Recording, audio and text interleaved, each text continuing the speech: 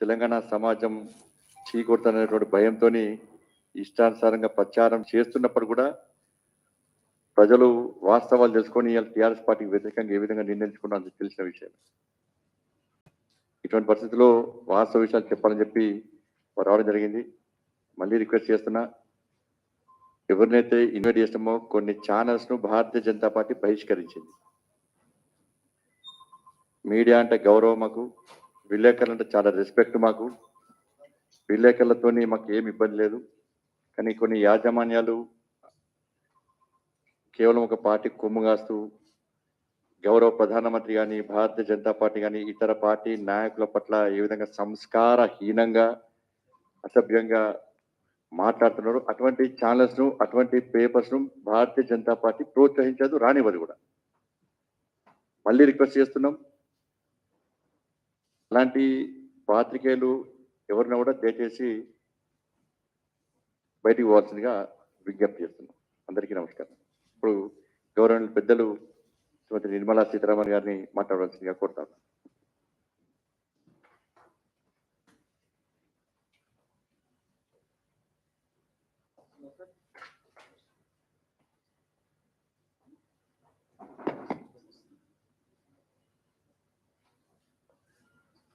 అందరికీ నమస్కారాలండి.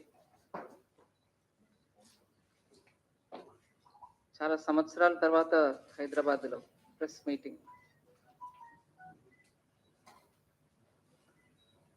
ఇప్పుడు నేను తెలంగాణ వచ్చినది పార్లమెంట్ ప్రవాస్ అని పార్టీ ద్వారా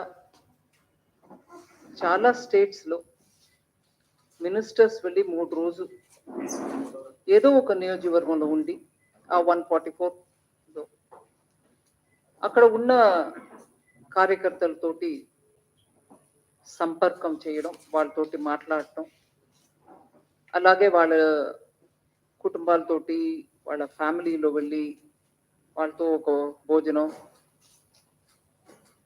లేదా అక్కడ ఉన్నటువంటి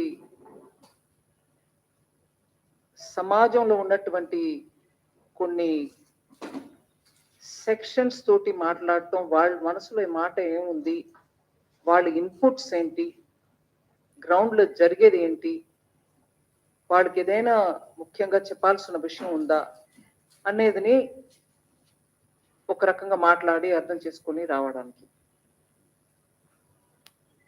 దీంట్లో ఆ నియోజకవర్గానికి ఒక్కసారి వెళ్ళాలని ఏం రూల్ లేదు. నేను నా తరపు నుంచి ఇక్కడ కోఆర్డినేట్ చేసే పెద్దలు, పార్టీ ప్రెసిడెంట్ ప్రేమేందర్ రెడ్డి గారు, వీళ్ళు ఈ పర్టికులర్ ప్రోగ్రామ్కి కోఆర్డినేషన్ వాళ్ళే చేస్తున్నారు కాబట్టి వాళ్ళతో మాట్లాడి, నేను ఒక్కసారి కాదండి 2-3 సారి కావాలంటే నేను రావాల్సి ఉంటుంది. ఎందుకంటే ఆ 3 రోజుల్లో నేను ఎంత న్యాయంగా అందరినీ కలవడం వీలవుతుందో నాకు తెలియదు. అందుకని కొంచెం బిట్స్లో హ్యాండిల్ చేద్దాం అని చెప్పుకొని ఈ పట్టు 3 రోజుల్లో కొంతమందిని మళ్ళీ 2-3 సార్లు అందరినీ కలుద్దామనే ప్లాన్. దీని ద్వారా నిన్న మొన్న నాకు చాలా మంచి అనుభవాలు. మా కార్యకర్తలు అందరూ చాలా ఉత్సాహంగా ఉన్నారు. గ్రౌండ్లో వాడికి ఉన్న సిట్యువేషన్, అట్లాగే ప్రజల పట్టు ఉన్న సేవాభావంతో నేను ఈ ఇష్యూస్ని ఎలాగైనా తీసుకెళ్ళి రాష్ట్ర ప్రభుత్వం లేకపోతే కేంద్ర ప్రభుత్వంలో చెప్పి దీనికి సొల్యూషన్స్ తెప్పించాలి అనే కమిట్మెంట్ తోటి ఉన్నటువంటి కార్యకర్తలు నాకు చాలా ఇన్స్పిరేషన్గా ఉంటుంది. అది కాకుండా పర్టికులర్లీ ఇంట్లో వెళ్ళి కార్యకర్తలతోటి ఉండడం అనే ఆ కార్యక్రమంలో కూడా ఒకరోజు భోజనం ఒక ఇంట్లో, ఒకరోజు పొద్దుటే బ్రేక్ఫాస్ట్ ఇంకో అని ఇవాళ మార్నింగ్ కూడా ఒక దళిత్ బస్తీలో ఉన్నటువంటి ఎస్సీ మోర్చా ప్రెసిడెంట్ వాళ్ళ ఇంటికి వెళ్ళాం, మండల్ ప్రెసిడెంట్ వాళ్ళ ఇంటికి వెళ్ళాం. వాళ్ళ కుటుంబం అందరితో సభ్యులతోటి మాట్లాడటం జరిగింది. సామాజిక వర్గం అని చూసి పర్టికులర్లీ ఒక కమ్యూనిటీ అని వెళ్ళకుండా ఈసారి ఫార్మర్స్ యాజ్ అ సెగ్మెంట్, రైతుల సమస్యలని అర్థం చేసుకోవడానికి ఇవాళ మార్నింగ్ ఒక పెద్ద మా కిసాన్ మోర్చా సంబంధించిన కార్యకర్తలు, వాళ్ళతో స్నేహంగా ఉన్నటువంటి కొంతమంది రైతులు, వాళ్ళందరినీ పిలిపించి ఒక ఒక కన్సల్టేటివ్ మీటింగ్ లాగా వాళ్ళ విషయాలు చెప్పడం, అది విన్నాక దానికి జవాబు కాదు కానీ అది విని దాని తర్వాత నా వాట వచ్చినప్పుడు మోదీ బీజేపీ గవర్నమెంట్ 2014 నుంచి వాళ్ళ వరకు రైతులకి ఏమేమి చేశారు, ఇంకా ఏం చేస్తూ ఉన్నారనేది కూడా వివరంగా చెప్పడం జరిగింది. నిన్న అన్ని పార్టీలో ఉన్నటువంటి మోర్చాస్ను అంటాం, అంటే 6 మోర్చాలు ఉన్నాయి. Kisan Morcha, SC Morcha, ST Morcha, minority Morcha, OBC Morcha, మహిళా మోర్చా, ఈ 6 తోటి కూడా వాళ్ళందరూ కూడా ఒకే మీటింగ్కి వచ్చారు. వాళ్ళు ప్రతి ఒక్కరు కూడా వాళ్ళ మోర్చా సంబంధించిన ఇష్యూస్ చెప్పారు, అవి మాట్లాడుకున్నాం. సో ఈ పట్టు ఎసెన్షియలీ పార్టీ కార్యకర్తలు, పార్టీ కుటుంబాలు ప్లస్ పార్టీ సంబంధించిన మోర్చాల నుంచి వచ్చే రిప్రజెంటేటివ్స్ వాళ్ళందరితోటి సంపర్కం చేయడమే మెయిన్ ఈ పట్టు విషయం. సమ్మన్ సబ్స్టెన్స్ నాకైతే చాలా బీజేపీ ఒక సంగారెడ్డి, కామారెడ్డి, నిజామాబాద్ పక్కన ఉన్నటువంటి కాన్స్టిట్యువెన్సీలో ఉన్న మా కార్యకర్తలు అందరూ కూడా చాలా మోటివేటెడ్ గా ఉన్నారు. It was very very inspirational. As opening statement ఇంతే నేను చెప్పదలుచుకున్నాను. ప్రేమేందర్ రెడ్డి గారు అడిగేటప్పుడు అడిగే ముందు మీ పేపర్ ఛానల్ పేరు చెప్పండి. ప్రగతి భవన్ నుంచి పేపర్ లీక్ అయింది. ఇంత స్థాయికి ఒక నిర్మలా సీతారామన్ గారు తెలంగాణకు వస్తుండకి ఇంత భయపడు ఎందుకో నాకు అర్థం కాలేదు. టీఆర్ఎస్ పార్టీకి ముఖ్యమంత్రికి క్వశ్చన్స్ రాసి ఈడ భారతీయ జనతా పార్టీలో బీజేపీ బీట్ చూసేటువంటి రిపోర్టర్స్ అందరూ సత్తా ఉన్నోళ్ళు, పక్కా కంకలు అంటారు, కంకలు వాళ్ళు ఇక్కడ అంటే వాళ్ళకి ఏం తెలియదు. మీ ప్రగతి భవన్ క్వశ్చన్స్ వేస్తే అడగాలనా? ఇటువంటి చిల్లర వేషాలు దయచేసి బంద్ చేయాలి. వారు అన్నిటికీ సిద్ధం ఉంటారు, వారికి ఫైర్ బ్రాండ్ వారు. కానీ మీడియా దయచేసి ఛానల్ పేరు కానీ పేపర్ పేరు చెప్పినా కానీ వారు క్వశ్చన్ సార్ కొన్ని ఛానల్స్ చెప్పాల్సిన అవసరం లేదు, బహిష్కరిస్తాం కాబట్టి గౌరవప్రదంగా.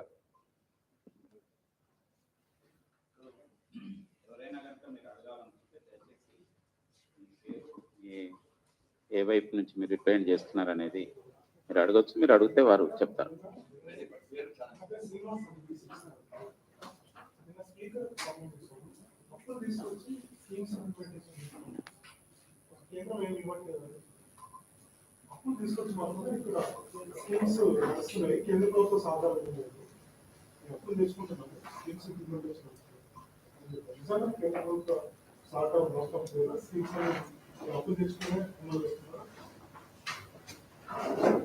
ప్రతి స్కీమ్ కి కేంద్ర ప్రభుత్వం ఒక వాటా ఉంటుందండి, స్టేట్ ప్రభుత్వం ఒక వాటా ఉంటుంది.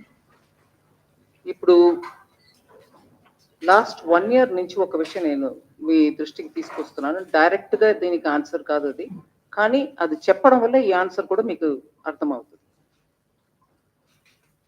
ఇది టెక్నాలజీ యూజ్ చేసి ఎక్కడ కూడా ట్యాక్స్ పేయర్ ఇచ్చిన డబ్బు అనవసరంగా ఒక్క రోజు ఎక్స్ట్రా కూర్చోకూడదు. ఏ ప్రాజెక్ట్ వెళ్ళాలో ఆ ప్రాజెక్ట్ టైంకి వెళ్ళాలి అనే ఆ దృష్టిలో ఒక సిస్టమ్ తీసుకొచ్చాము. ఇది ఈ ప్రాజెక్టుకు వర్తిస్తుంది నేను చెప్పట్లా, కానీ చెప్తున్నాను. ట్యాక్స్ పేయర్ ఒక్కొక్క పైసాని సరిగా ఉపయోగం చేయడానికి కేంద్ర ప్రభుత్వంలో ఏమేం చర్యలు తీసుకుంటున్నాం దాంట్లో ఒక్కటి మీ ముందు ఇప్పుడు పెడతాం. దానివల్ల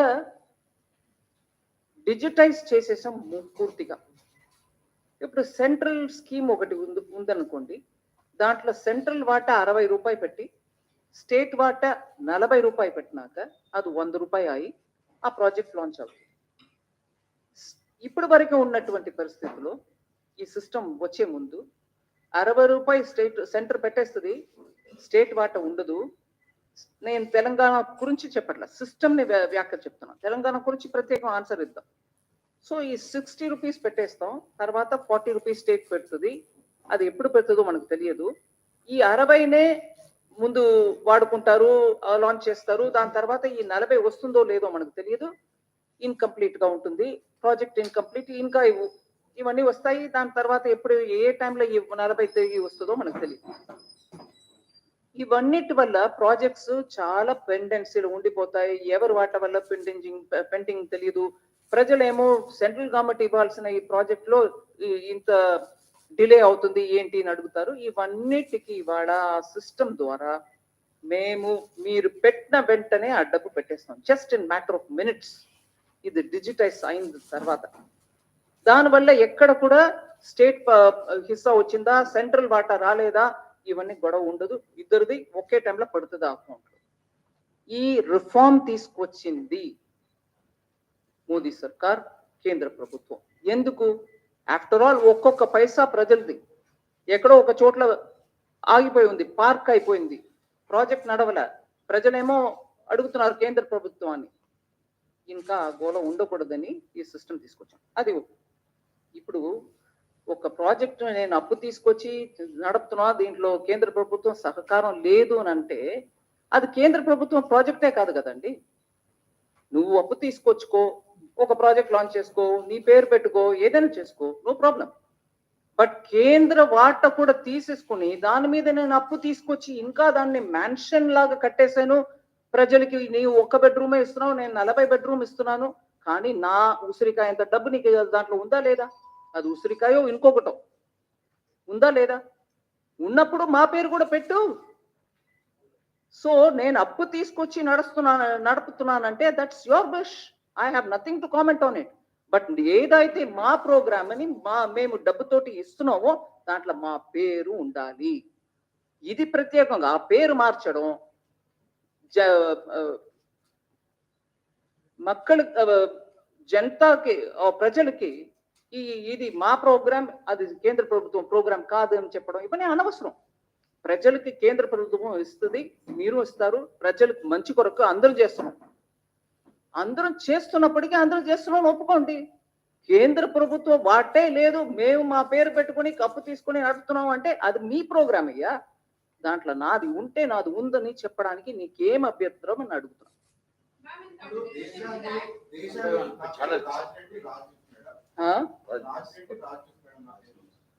దేశాన్ని సాధే రాష్ట్రాలు 5 రాష్ట్రాలు, తెలంగాణ ఒకటి ఉంది. తెలంగాణ కేంద్ర ప్రభుత్వం పథకాలు అమలవుతున్నాయి కదా, కేసీఆర్ ఫోటోలు పెడతారని రాష్ట్ర ఆర్థిక శాఖ మంత్రి అడుగుతున్నారు. నాకు అర్థం లేదండి. దేశాన్ని సాధే రాష్ట్రాల్లో 5 రాష్ట్రాల్లో తెలంగాణ ఒకటి ఉంది. కంట్రిబ్యూషన్ దేశానికి మొత్తం నడవడానికి కంట్రిబ్యూషన్ 5 రాష్ట్రాల్లో తెలంగాణ కూడా ఉంది. తెలంగాణ ఇచ్చే డబ్బుల ద్వారా వేరే రాష్ట్రాలకు కూడా పోతున్నాయి. కేంద్రంలో కూడా కేసీఆర్ ఫోటో పెడతారని ఇక్కడ రాష్ట్రానికి సంబంధించిన ఆర్థిక మంత్రి ప్రశ్నిస్తున్నారు. ఇది నేను కొంచెం క్లుప్తంగా ఆన్సర్ ఇవ్వకుండా కొంచెం పెద్దగా ఆన్సర్ ఇస్తాను. వ్యంగ్యంగా సినికల్ గా నువ్వు ఎంతైనా తిప్పు బాబు, నువ్వు ఎంత కావాలో దాన్ని ట్విస్ట్ చెయ్యి. హిందీలో చెప్తారు తోడ్ మరోడ్ చెయ్యి. విషయం ఏంటి? నేను అదే ప్రశ్నకి నేను ఇంకో రకంగా అడుగుతున్నా. తెలంగాణలో హైదరాబాదు 55% తెలంగాణ ఇన్కమ్ కు కాంట్రిబ్యూట్ చేస్తుంది. 55%. నేను ఉదాహరణకి జిఎస్టీ ఎగ్జాంపుల్ తీసుకొని చెప్తున్నా, అప్ టు 50 to 55%. ఆదిలాబాద్ లో ఒక ప్రాజెక్టుకి హైదరాబాద్ ట్యాక్స్ పేయర్ ఇచ్చిన డబ్బుతోటి ఇక్కడ నేను చేస్తున్నానని హైదరాబాద్ ఓటర్లు అందరి పేరు మీద నడుపుతారా? హైదరాబాద్ లో ఉన్నట్టు ఎంపీ వారు ఫోటో పెట్టి నడుపుతారా? అక్కడ ఉన్న బిల్డింగ్ మీద నీ అది చెప్తావా, హైదరాబాద్ ఇచ్చిన రెవెన్యూ వల్ల ఈ బిల్డింగ్ కడుతున్నావు అని పెడతారా? అట్లా ఉంది.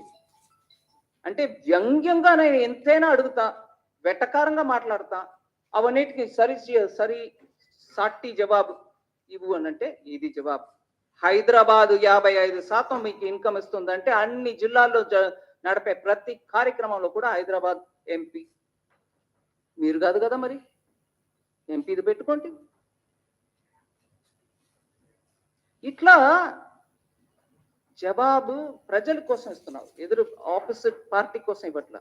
బీజేపీ ఒక ప్రశ్న అడుగుతుంది, బీజేపీకి నేనెవరు ఇవ్వడా, హూజ్ బీజేపీ అనొచ్చండి. కానీ బీజేపీ అడిగే ప్రశ్న, అలాగా టిఆర్ఎస్ అడిగే ప్రశ్న, ప్రజలకి దానికి జవాబు కావాలనే దాని కోసం అడుగుతున్నాం. మేము, మీరు, ఎవరు అడిగినా, మీడియా ఎవరు అడిగినా కూడా ప్రజలకి దాంట్లో ఒక ఎక్స్ప్లెనేషన్ కావాలి. అది ఇవ్వడం ఇవ్వకుండా పోవడం అది మీ ఇష్టం. కానీ వ్యంగ్యంగా ఇలా తిప్పితే వ్యంగ్యంగా ఎవరైనా తిప్పగలుగుతారు.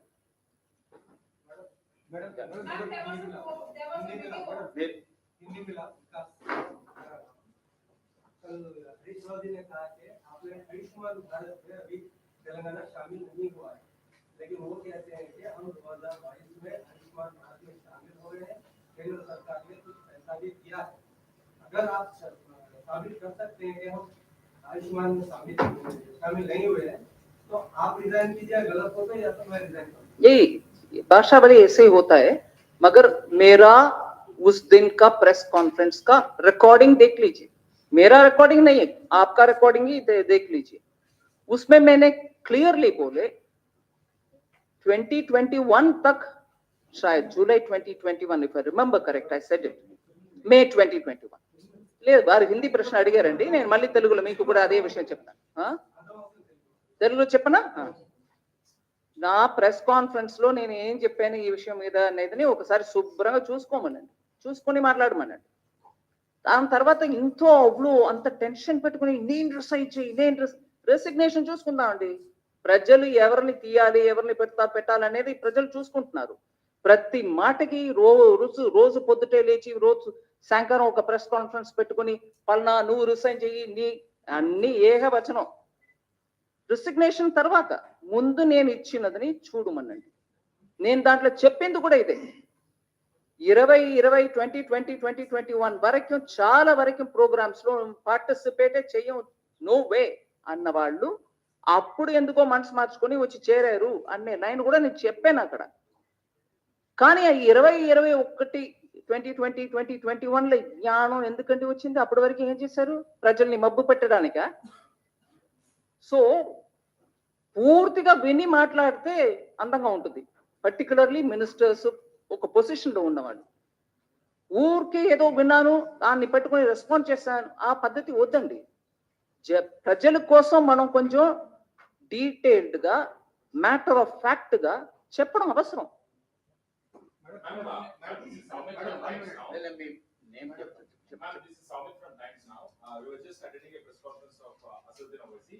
He said that after government of India has officially announced that they will be celebrating Hyderabad Liberation Day on September 17th, and big places to also participate in that celebration. So he has stated that we will also be part of that celebration. So only if the government of India celebrates it as a national integration day rather than Telangana Liberation Day. So what would you like to state on that? I won't comment on it because the state party has spoken extensively on it. They have said what they wanted to say. I also know of the hesitation of the Telangana government, TRS government, to celebrate that day, whatever be the name. They didn't want to celebrate it in the first place. It was BJP, the state unit of BJP, which kept reminding, "Enduku nu cheyavu? Why won't you celebrate it? Why won't you remember the martyrs of that day?" Adi adugutu unnaru. That's what they've been asking. So they have spoken enough on it. I don't need to add to it. One minute. There is a lady who's been screaming for the last 3-4 rounds. Please. There was a video of yours which went viral yesterday of you pulling up the collector in Kamaredi district. But responding to your video, the Telangana minister KTR has appalled it, and he has said that very good job done by the collector has got KTR's help. What do you have to say? I am not here to judge whether the collector has done a good job or a bad job. But And he is unpleasant with your way of talking with the collector. can I answer now? I am not here to judge about the conduct of the collector. But as a people's representative, I have every business to ask a question. And when I ask a question, please point out to me through that entire conversation before that PDS ration shop, if there was anything objectionable, unparliamentary, discourteous language that I've used. So as a people's representative, if I ask a question to an administrator, and if he is unable to give me an answer, I even went to the extent of saying, oh, you don't have an answer now? Maybe after half an hour, you can give me. I said that also. Now, if after that, somebody, whoever be it, minister, MP, MLA, whoever be it, media, if you think that wasn't right, you have every right to your opinion. But I think, as a people's representative, I have every business to ask and seek an answer. If my language was objectionable, you have every business to comment.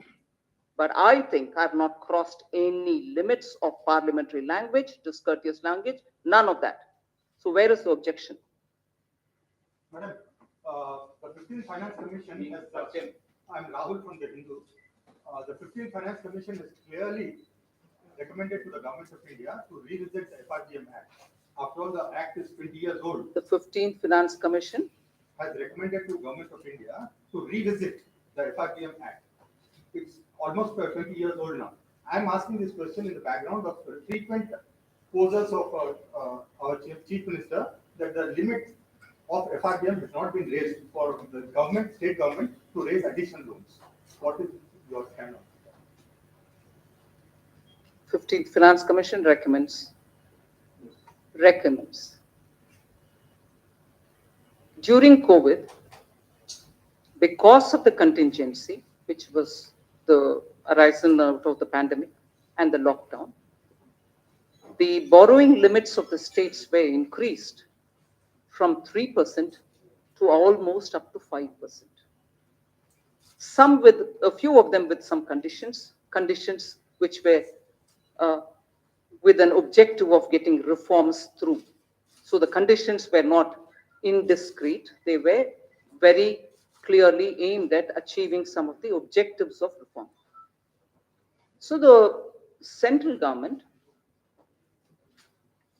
at the time of the lockdown, post the lockdown, because of COVID, understood and in consultation with the states, increased the borrowing limit.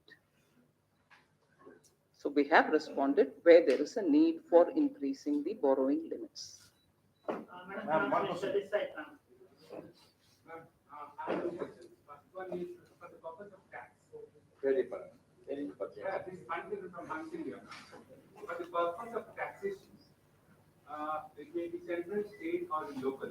Isn't that the taxes are paid by Karnataka, Telangana, Andhra, or India? That's number one.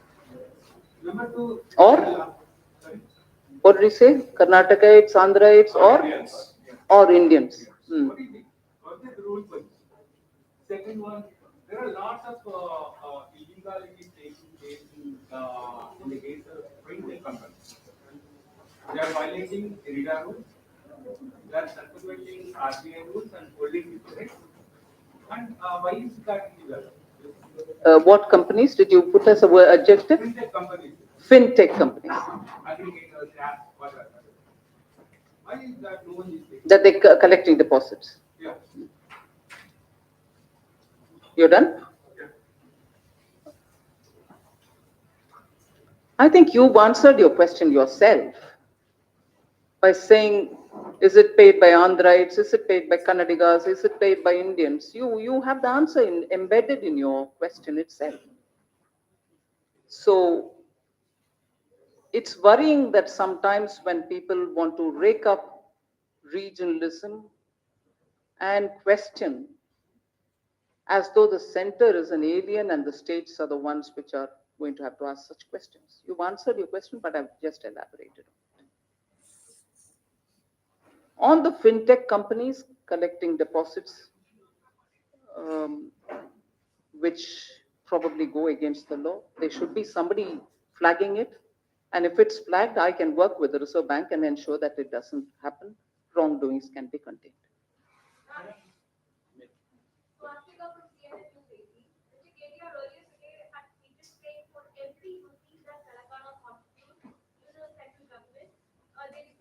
what's expected? How do you come with that? I think I've answered that several times and I repeat it. If every individual or state starts saying, I paid so much, so give me that much back, taxation principle doesn't work on that ground. That is why I quoted the example of Hyderabad and Hyderabad district. Will you then say everything that comes from Hyderabad district will have to be spent only in Hyderabad? Will you not use it to other parts of the state? This is a very regressive way of handling issues between center and state. This is a very regressive way. Then many other states equally, which are better probably in terms of the quantum of revenue that they contribute to the central kitty, who can ask more. It doesn't work that way. And he knows it, I'm sure everybody knows it.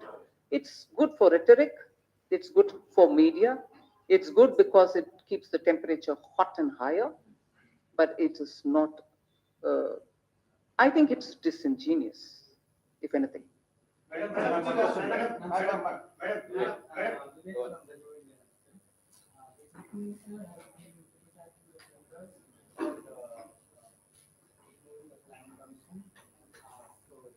Even some intellectuals from Telangana, they were suggesting that there should be some body which will have the power to control the expenditure of the state, and it should be independent of the center. So they are suggesting that some body should be there. So the planning commission earlier, according to them, therefore, was controlling their expenditure and that was okay for them. But whereas under the constitution, there is an act which tells the government of India expenditure department should have an oversight over the state's expenditure, that's objectionable. So what is provided by constitution is objectionable. Whereas what the planning commission, which at that time was not even constitutionally provided, it wasn't even statutorily provided, that is acceptable. So please, let's do some homework on it. I want to learn more on this. A constitutional provision for the central government expenditure department to make sure that the borrowings of the states are also taken into consideration to understand where the debt to GDP ratio will be is objectionable, whereas you want a body which was not even a constitutionally provided body to govern and say that is acceptable. So I'm surprised at this. No arguments here. If you're voicing your view, I'll take it. Then. Not because let us look at Rajeshwaram project. Yes. After so many years, we are realizing that Rajasthan has happened. Yes. There were checks and balances. Right. So we should have come out long back. Absolutely. I should have come out long back. 40,000 becoming 1,40,000. I'm sure it should have come out long time back. I agree. Yeah, ma'am, one question. Ma'am, the GDP growth in the first quarter was 13.5%. Could you see similar double-digit growth for that time? Well, I'll hope for, we'll work for it. And I'm also taking into consideration the facts that economies which were far developed than India, economies which are comparable with India like the other emerging markets, and I'm not deriding anybody, but the reality is, at a time when multilateral institutions, whether they are World Bank, IMF, or any others, who are looking at global economy, are clearly saying that many of these countries are on the verge of recession if they are already not in it.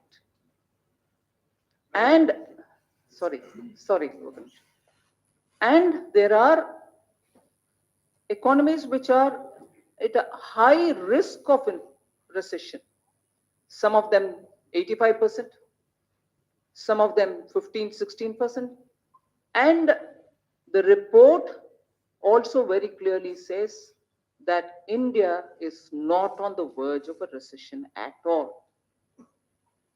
So if we are not on the verge of recession,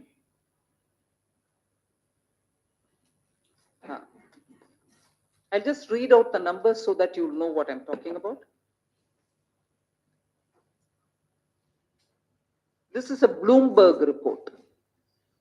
It says, I'm starting from the highest, not by the size of the economy. Sri Lanka has 85% probability for getting into recession. New Zealand 33%, South Korea 25%, Japan 25, China 20, Hong Kong 20, Australia 20, Taiwan 20, Pakistan 20, Malaysia 13, Vietnam 10, Thailand 10, Philippines 8, Indonesia 3, India 0. Bloomberg report.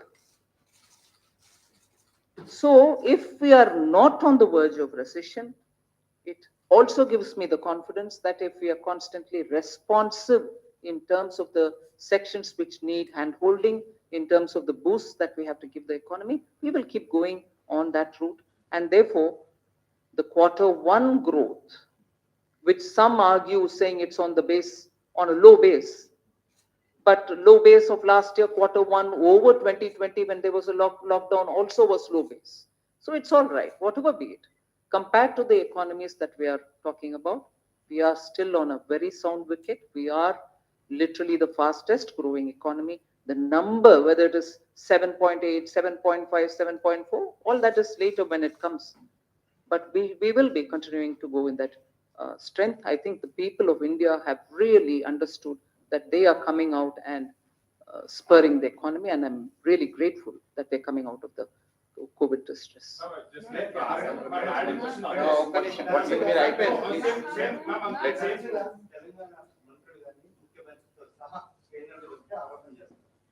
Telangana మీద నిర్లక్ష్యంగా వ్యవహరిస్తుంది BJP కేంద్ర ప్రభుత్వం యొక్క భారతదేశం విభజన చట్టంలో పొందుపరిచిన హామీలను అమలు చేయడం దగ్గర నుండి రాష్ట్రానికి కావాల్సిన ట్యాక్సుల వరకు విషయాల్లో కూడా ఒక రకమైన నిర్లక్ష్యంగా ఉంటుంది వీళ్ళ దీంట్లో వాస్తవం ఉందంట 1% కూడా వాస్తవం లేదు. నేను ఖచ్చితంగా చెప్తున్నాను. ఈ అబ్స్ట్రాక్ట్ గా నిర్లక్ష్యంగా ఉన్నారు, మాకు ఏం చేయట్లేదు, మాకు ట్యాక్స్ ఇవ్వట్లేదు. ఇప్పుడు ట్యాక్స్ గురించి వారు అడిగిన దానికి నేను చెప్పాను. ఫార్ములా ఫినాన్స్ కమిషన్ ఇస్తుంది. ఎవ్రీ మంత్ ట్యాక్స్ డెవల్యూషన్ ఆ ఫినాన్స్ కమిషన్ ఇచ్చిన అదే ఫార్ములా మేరకి మేము ఇస్తూ పోవాలి. అది ఇవాళ వరకు అప్ టు డేట్ గా ఉన్నాం. అది మాత్రం కాదు, కొన్ని నెల నేను అడ్వాన్స్ గా రాబోయిన మంత్ లో ఇవ్వాల్సినది కూడా ముందే ఇచ్చేసి, సో దట్ వాళ్ళకి చేతులు ఉండాలి, ఖర్చు పెట్టే వాళ్ళు స్టేట్స్ అని చెప్పుకొని టైంకి ఇవ్వడం మాత్రం కాదు, ముందే ఇవ్వడం కూడా జరిగింది. నాలుగు సారి మొత్తం అట్లా చేసాం బిట్వీన్ 2020 అండ్ బిట్వీన్ 2021 అండ్ ఇప్పుడు. సో ట్యాక్స్ ఏ రేట్లు వేస్తున్నాం అనేది ఫిక్స్ చేసేది మేము కాదండి, it is central finance commission. ఒకటి. రెండు, ఈ స్టేట్కి నాకు ఇష్టంగా ఉంది, వీళ్ళకి ఎక్కువ ఇవ్వాలి, వీడికి తక్కువ ఇవ్వాలి అని చేయడానికి నాకు అక్కడ ఏ మాత్రం స్పేస్ లేదు, చెయ్యలేను. సిస్టంలో బిల్డ్ అయిపోయి ఉంటుంది, అందువల్ల అది కుదరదు. రెండోది. మూడవదండి, ట్యాక్స్ సెంట్రల్ గవర్నమెంట్ కలెక్ట్ చేసి, ఇది పార్లమెంట్ లో కూడా మాటమాటకి వస్తుంది. మీరు ట్యాక్స్ డివాల్వ్ చేసేది ఒకటి, అది కాకుండా నాన్ డివాల్వ్డ్ అదే సెస్ ని కలెక్ట్ చేస్తున్నారు, అది డివల్యూషన్ లో రాదు, అవన్నీ మీరే తీసుకుంటున్నారు కదా అని మళ్ళీ తెలంగాణ నుంచి కూడా ఆ మాట వస్తుంది. నేను పార్లమెంట్ లో కూడా దీనికి జవాబు చెప్పాను. ఆ కలెక్ట్ చేసే సెస్, ఊరికే చెప్తున్న ఉదాహరణకి ఎడ్యుకేషన్ సెస్, హెల్త్ సెస్, ఇలా building roads infrastructure cess collect చేసేది అన్ని కూడా స్టేట్స్కే పోతాయి. కలెక్ట్ చేసే అమౌంట్ అన్ని కూడా మీ రోడ్ ప్రాజెక్టుకి, మీ స్కూల్స్కి, మీ హాస్పిటల్స్కి, మళ్ళీ సెంట్రల్ గవర్నమెంట్ కానీ ఒక్క క్షేత్రం అని ఏం లేదండి. కలెక్ట్ చేసే డబ్బు అంతా కూడా ఏ కారణానికి కలెక్ట్ చేస్తున్నామో ఆ కారణానికి ఖర్చు పెట్టాల్సిందే. నేను పార్లమెంట్ లో డేటా ఇచ్చాను, ప్రతి సెస్ కి కలెక్టెడ్ అమౌంట్ ఎంత, ఇప్పుడు వరకు ఎంత ఖర్చు పెట్టామని. 2/3 సెస్ లో కలెక్టెడ్ అమౌంట్ కంటే ఎక్కువ ఖర్చు పెట్టాం. అందువల్ల ఏ రకంగా కూడా ఈ ఆరోపణలో ఒక్క మాట కూడా నిజం లేదు. Last question. Finance Minister says the per capita debt is 89,000 for Telangana and that for the country is 1.25 lakh. Based on what you said the other day. So would you like to clarify on that? And to that, they say the debts are in the FRBM limits and there are not many loans. Oh, I'm very glad you asked this question. I'm actually very glad that you asked me this question. It's one thing to have your debt very much under the FRBM limits. Good, and that's how it should be. There are out of the budget borrowings, which you also do, and these are when your public sector undertakings under the state government or any other such, who have revenue source of their own and whose board takes a call, and then you go and borrow. And then that board, that company can repay it. But what is shown in the budget, which the central government also under the FRBM asks, saying how much is it? Is it 4%? Is it beyond 4? Is it 5? And during COVID period, it didn't have to go beyond 5 and so on. If you borrow under the FRBM, but probably borrow as much or more outside of that, which doesn't come into the budget. It's outside of the budget. Now, both put together, you may say, why should you put together? They have taken care of by borrowing because they have a provision to borrow. They also are seeking permission and then borrowing. But many of that is beyond their capacity and it doesn't even come into your budget. You're not telling the people of Telangana or the elected representatives about that burden also getting added on here. So, in a way, we are all spending time talking about things, saying, no, it is blue, dark blue, but not light blue, but that it is blue is the discussion.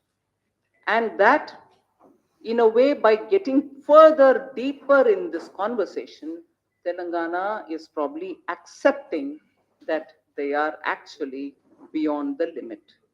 So it is this, but it is not that. Arey Baba, both put together, it is that. Na. Will you put together? You shouldn't put together will be the next answer. I can tell you by before the time I leave from the city, there will be one more response. There will be one more response to say, no, what is she saying? You can't add these two. I'm not saying add these two, but eventually the state is getting burdened by out of the state budget borrowing as much as this. This at least is in the knowledge of the assembly, that is not. Chepta. For the out of the budget borrowings, you are already adding for the previous years. It should be retrospective instead. I'm not getting into that debate, ma'am. We can have it separately. I'm not refusing to get. ఒక్క నిమిషం అండి జవాబు చెప్తున్నప్పుడు నాకు అంత intelligence లేదు మీ లాగా అష్టావధానం చేయడానికి కొంచెం మెల్లగా వెళ్తా. So it's all right. We can always get into the details of this is not it, that's not it. Is she talking like this? Overall, and I quoted the former finance minister of Telangana when I said, every child born in the state has now got 1.25 lakh on their head. What was the response to it? No, it's not 1.25, it is probably 110. You are admitting that you're burdening the future generation. Wo hai story. Please. Ma'am, you said about development, ma'am. No, I can't. Ma'am, I just want to say about IS. No, you had your turn. Please hold on. That one, ఇప్పుడు వరకు ప్రశ్న అడగలేని వాళ్ళు అడగండి మళ్ళీ అదే.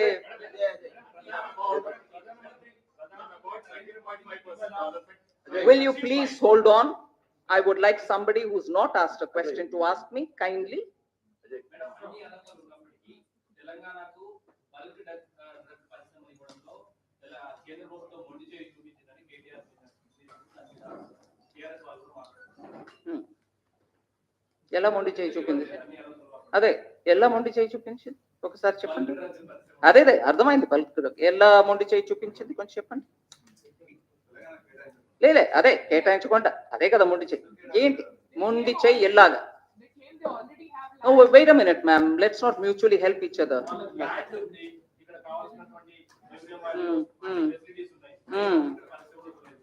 ఇవ్వలేదు.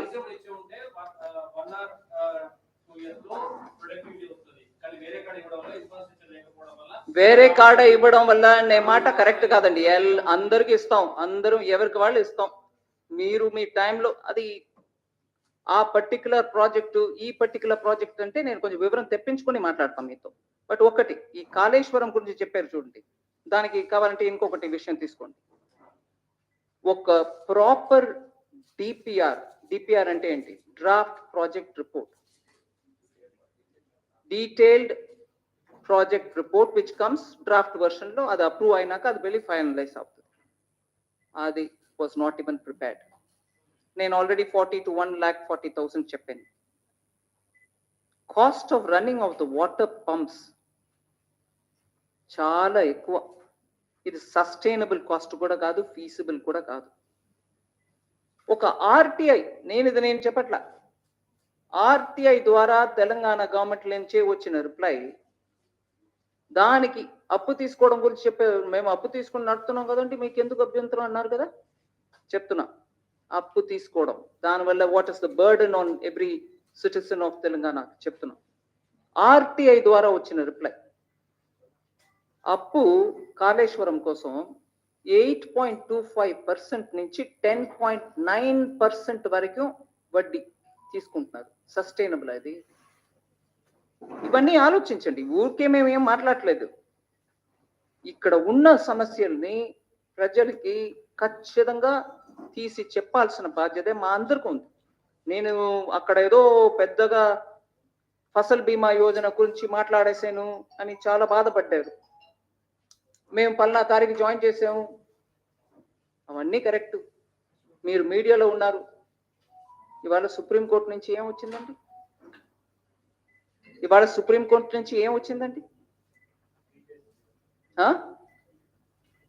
కోర్టులో వెళ్ళి నువ్వు నిలబడి చెప్పినప్పుడు కోర్టు ఏమి అడిగింది? హైకోర్టులో ఒక ఆర్డర్ ఇచ్చారు, ఇవ్వు, రిలీఫ్ ఇవ్వు. 2020 అక్టోబర్లో వచ్చినటువంటి వరదల్లో కొట్టుకుని పోయి చాలా రైతులు ఇబ్బంది పడుతున్నారు అని హైకోర్టులో ఆ వరదలను అఫెక్ట్ చేసిన రైతులు అందరికీ రిలీఫ్ ఇవ్వండి అన్నారు. అది తర్వాత సుప్రీంకోర్టుకు తీసుకెళ్ళి, ఆ సుప్రీంకోర్టుకు తీసుకెళ్ళి తెలంగాణ గవర్నమెంట్ తీసుకెళ్ళింది ఎస్ఎల్పి పెట్టి. అక్కడ ఇంకా ఫైనల్ వర్డిక్ట్ రాలే, నాకు వచ్చేసింది నేను చెప్పాల. కానీ వాళ్ళు ఏం అడుగుతున్నారు? మీరు ఈ మధ్యలో హైకోర్టులో ఇట్లా జడ్జిమెంట్ వచ్చినాక మా దగ్గర ఇప్పుడు ఎస్ఎల్పి తీసుకొచ్చే టైంలో ఏదైనా రిలీఫ్ ఇచ్చారా అన్నారు. అక్కడ మన తెలంగాణ తరపున ఉన్నటువంటి అడ్వకేట్ ఏం చెప్పలే. కానీ నేను మీకు ఆ విషయంలో ఒక మాట చెప్పదలుచుకున్నాను. SDRF disaster relief fund, national disaster relief fund, ఇవన్నిట్లో SDRF కూడా డబ్బు వస్తుంది, దాన్ని పెట్టుకొని మీరు రిలీఫ్ ఇస్తారు. ఈ వరదల విషయంలో అక్టోబర్ 2020కి వచ్చిన వరదల విషయంలో SDRF ద్వారా కేంద్ర ప్రభుత్వం ద్వారా సెంటర్ శాంక్షన్ చేసిన అమౌంట్ 188 కోట్లు, 188 crores, 188 crores.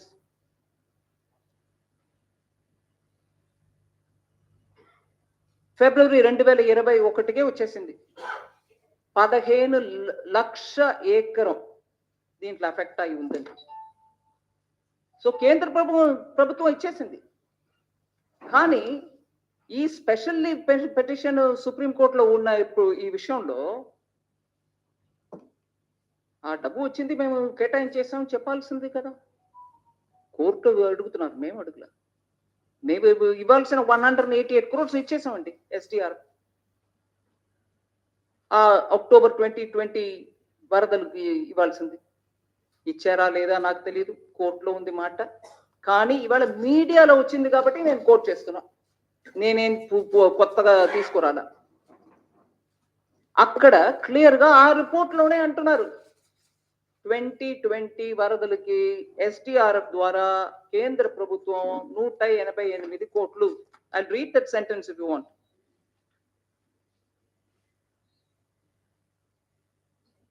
The state government had submitted in a final report to the center in October 2020, giving detailed tables establishing severe crop loss in 15 lakh acre, and that the center had sanctioned rupees 188 crore from the disaster response funds NDRF or SDR in February 2021. So తెలంగాణకు నిష్ఠూరం డబ్బు ఇవ్వట్లే మీరు ఎవరో అడిగారు అక్కడి నుంచి. ఇవాళ వచ్చిన మాట నేను చెప్తున్నానండి. ప్రతి ఒక్కట్లో ఇదే, ఇస్తూ పోతున్నాం.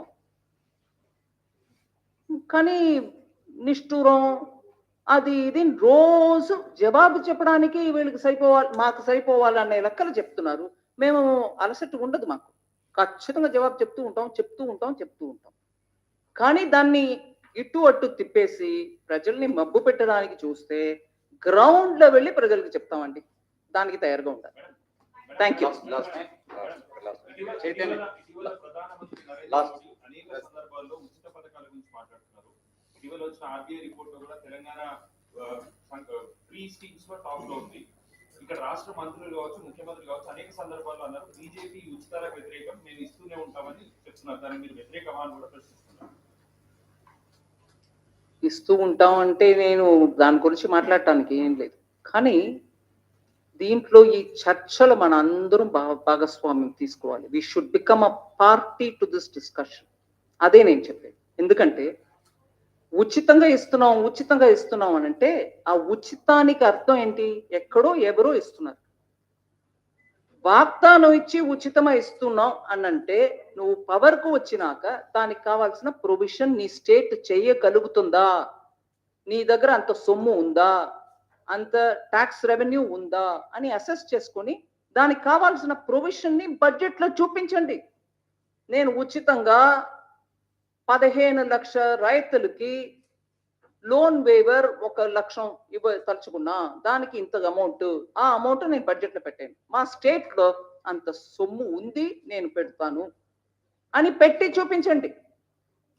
నేను ఉచితంగా ఇస్తాను చెప్పి వాగ్దానం, ఓటు, తర్వాత పవర్ రావడం, దాని తర్వాత ఎవరో డిస్కామ్, జెన్కో వాళ్ళు కట్టేస్తారా అంటే డిస్కామ్, జెన్కో ప్రజల దగ్గర వెళ్ళి నాకు ఓటు ఇవ్వని అడగలా, నువ్వు అడిగావు. దానికి ప్రొవిజన్ చేసే ఆ రెస్పాన్సిబిలిటీ కూడా మన దగ్గర ఉండాలి. అంత రెవెన్యూ స్టేట్ లో ఉందని ముందు చూసుకో. లేదు అప్పు తీసుకునే ఇస్తాం అని అంటే అప్పుకు తగినట్టు రెవెన్యూ వస్తుందా అని మీరు ప్లాన్ పెట్టండి. అప్పు తీసుకుంటాం అంతే, తర్వాత వచ్చేవాళ్ళు చూసుకుంటారు అనే రకంగా చేస్తే అది రెస్పాన్సిబుల్ గవర్నమెంట్ కాదు. ఇవన్నీ ఇది ఒకటే కాదు, ఇట్లా ఇంకా చాలా ఆర్గ్యుమెంట్స్ ఉంటాయి. అవన్నీ కూడా రావాలి. మీడియా, మనం అందరం కూడా దాంట్లో పాల్గొవాలి. Thank you very much. వారికి బీజేపీ స్టేట్ ఆఫీస్కి వచ్చి ఈ మీడియా దీంట్లో పాల్గొన్నందుకు, ప్రవాస్ యోజనలో 3 days జైరాబాద్ పార్లమెంట్లో పాల్గొన్నందుకు వారికి బీజేపీ స్టేట్ యూనిట్ వైపు నుంచి హృదయపూర్వక ధన్యవాదాలు తెలియజేస్తున్నాం. Thank you. మీడియా మిత్రులందరికీ కూడా ధన్యవాదాలు.